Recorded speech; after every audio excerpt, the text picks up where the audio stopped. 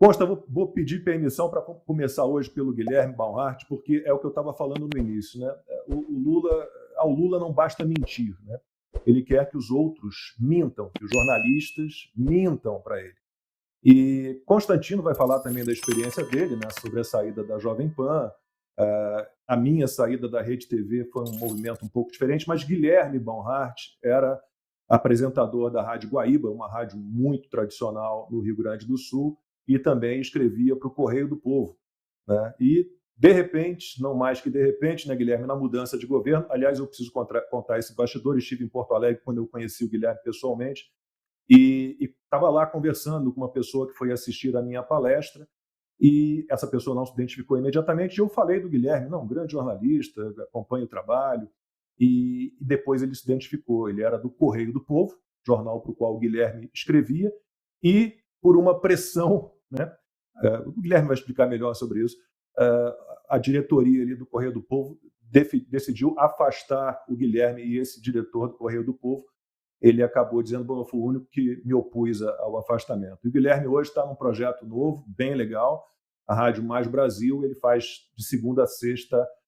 o Agora Brasil, de 7 da manhã às 9. Então, Guilherme, para o Lula, não basta só ele mentir, né? Tem que ter assessoria de imprensa junto com ele mentindo também, Guilherme.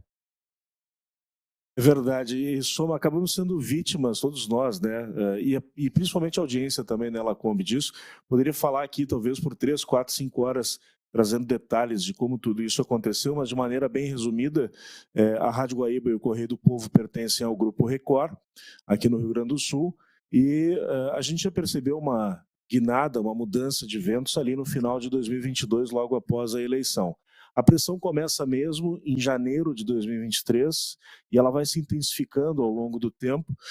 E eu e o Júlio Ribeiro, que iniciou o projeto aqui da Rádio Mais Brasil, cada dia que passava, cada semana, a pressão era ainda maior para que a gente mudasse a linha de pensamento. Bom, eu construí uma marca com os prós e os contras, o Júlio também, defendendo ideais, né? Liberdade acima de tudo, redução de carga tributária, privatizações, enfim, poderia elencar inúmeras coisas.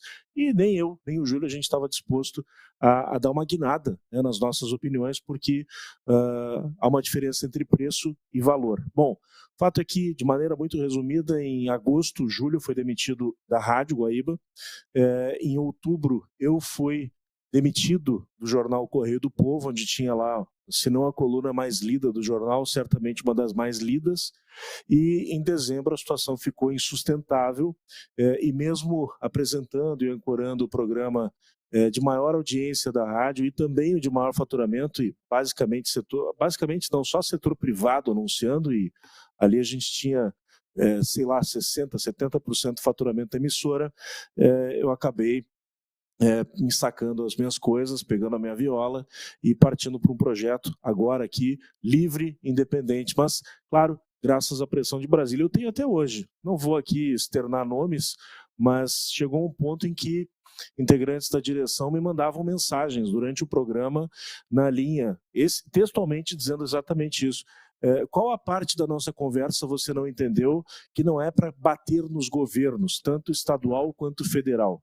Claro que a pressão era maior de Brasília, mas estadual também, porque a gente viveu aqui no Rio Grande do Sul e vive ainda hoje uma tentativa de aumento de carga tributária. Eu sempre fui muito crítico disso, né? E, no entanto, os meus chefes na época, pelo visto, estavam ansiosos por verbas publicitárias vindas ou do governo do estado ou do governo federal.